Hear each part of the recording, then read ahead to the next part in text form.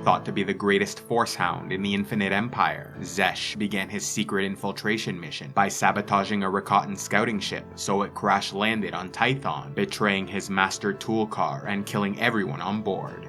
Fleeing on an escape ship, Zesh survived alone and confused, unable to fully remember what just occurred. The crash made the entire planet aware of their presence, as the dark side energy emitted from Zesh and all those who died caused Tython to become unbalanced, bringing about terrible force storms and beast attacks.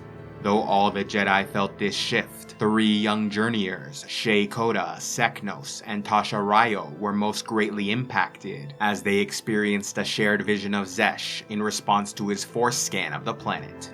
Greatly affected by this vision, the 3 were drawn to where the crash would occur, and so were the first to find Zesh, who by instinct reacted with aggression, using his force saber to attack and nearly defeat all 3 opponents. Fortunately for the Jedi, they were able to take away his weapon and fight to a stalemate, leaving a wounded Zesh to flee while the others were distracted. Having never seen a force saber, Shekoda was the first to learn it could only be activated by channeling the dark side. Unable to get far while injured, Zesh was overpowered by a local beast until rescued by the pursuing Jedi. Though the dark side acolyte initially fled after recovering his force saber, he felt a powerful connection to Shekoda and so returned to help them defeat the beast. Seeing this as proof Zesh had the potential to change, the 3 journeyers spoke on his behalf, insisting he must be taught about the light side and balance, but ultimately failed to persuade the Jedi Council, who sentenced him to exile on Bogan. Yet his arrival on the dark side moon was no surprise to Dagen Lok, who, like the 3 journeyers, saw a vision of Zesh, but unlike the others, understood it meant the invasion he foresaw had finally come. Still adamant in his embrace of the dark side, Dagen saw Zesh as a younger brother or apprentice in the Force, but soon learned the former Hound possessed superior skills in many ways. Nevertheless, the 2 began a partnership which allowed them to repair a broken ship, escape the moon, and launch a campaign to conquer Tython, so Dagen Lok could take leadership of the Jedi and prepare for the coming war. Unable to get far, they were soon captured by the Jedi, who once again sent Dagen into exile, while Zesh was at last given the chance to learn about the light side on Tython. Through his connection to Shekoda, Zesh eventually found balance, and so joined in the defense of the system when the Rakatan fleet finally attacked. Realizing they needed to embrace violence and aggression to win the war, the Jedi Order started making their own force sabers, allowing their warriors to stray further into the dark side while fighting. As foreseen, they even released Dagen Lok from captivity so he could serve as a leading general, leaving many to believe him vindicated and restoring his reputation as a hero. Though the fighting was vicious, with the Infinite Empire able to conquer the world's Skagora, they were defeated at Tython and Shikakwa, making their victory far from certain. Fortunately for Praetor skal'nas, he had a secret weapon ready to deploy, and so sent his Force Hound Trill to find and activate his sleeper agent. Starting a relationship with sek'now and fighting by their side in the war, Trill infiltrated the Jedi Order and captured Zesh so skal'nas could remove his memory blockers.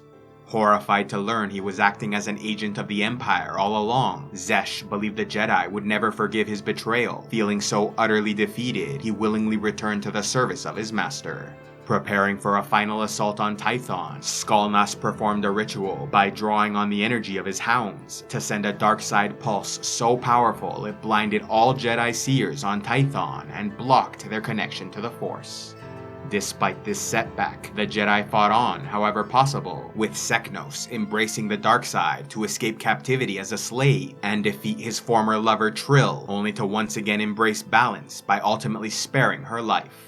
On the verge of defeat, the Jedi Order finally found the key to victory in an ancient holocron left behind by Anung of the Kwa, a species which thrived as a galactic power over 100,000 years before the Battle of Yavin.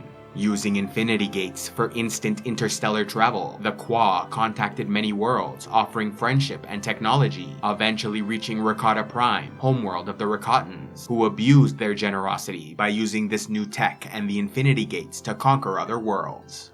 Dedicated entirely to the dark side of the Force, the Rakatans were ruthless and ambitious, known to cook and eat the flesh of their enemies. Although the Kwa resisted their aggression, they did not have the strength to stop them entirely, and so focused on destroying the Infinity Gates to at least slow down their galactic conquest. Thanks to the holocron, the Jedi learned that skal'nas wanted to conquer Tython because he knew about a long-abandoned Infinity Gate hidden in the Great Chasm where Dagen saw his vision. Making it clear the Empire could not be allowed to possess the gate, the holocron revealed the key to defeating the invasion lay in the Thoyor ships scattered throughout their world.